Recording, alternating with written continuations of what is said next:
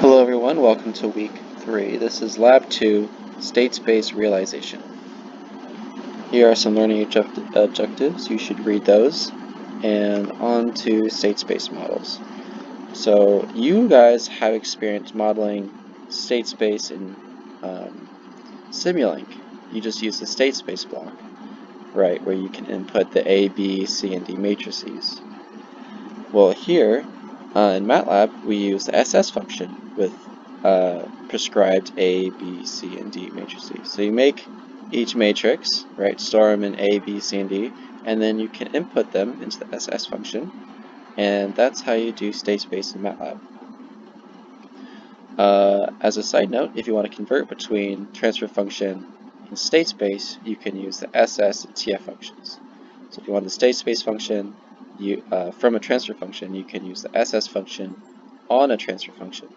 And if you want the transfer function from the state space, you can do TF on a state space function.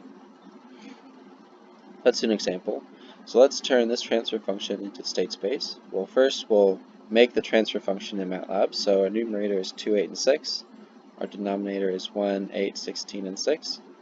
And our transfer function is going to be using the TF function. You guys remember that from last week. And lastly, to convert to state space, we use the SS function. So as a reminder, recall that the solution of a state space representation is this, where the transition matrix V is e to the AT.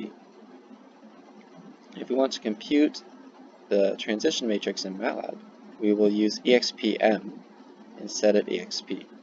Well, why is that? Well, EXP only does element by element exponential computations. EXPM does the exponential matrix computation. And if you want to know what that is, what the formula MATLAB uses for the exponential matrix computation, you can look up MATLAB EXPM and it gives it to you right there. Okay, so let's move on. If you want to simulate a given system, LSIM can do that for you. So LSIM needs the system. This can be a transfer function or a state space representation of a system. The input, U, the time for the responses that's being calculated. So this would be an array of time, usually starting at 0, going to some final t in increments of dt. And our initial conditions, we'll store those in x naught. So using those, LSIM will output the response with respect to time, the time vector, and the state response with respect to time. So let's do an example. We have these matrices for our state space, and let's simulate it from 0 to 1 in increments of 0.01.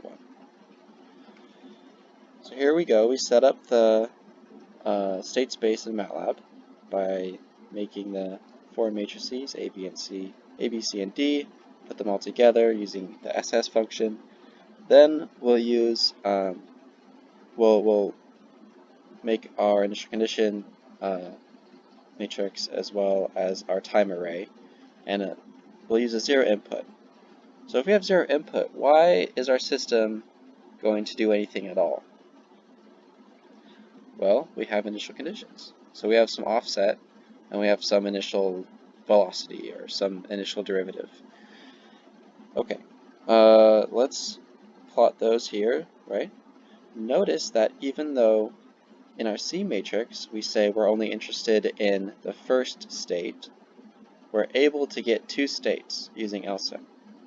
So it looks like LSIM kind of ignores C, right? It's just interested in the state variables, how the state properties, and then it can compute all of the state variables. So even though we're only interested, say, we only specify C to look at the first state variable, we're going to get all of them.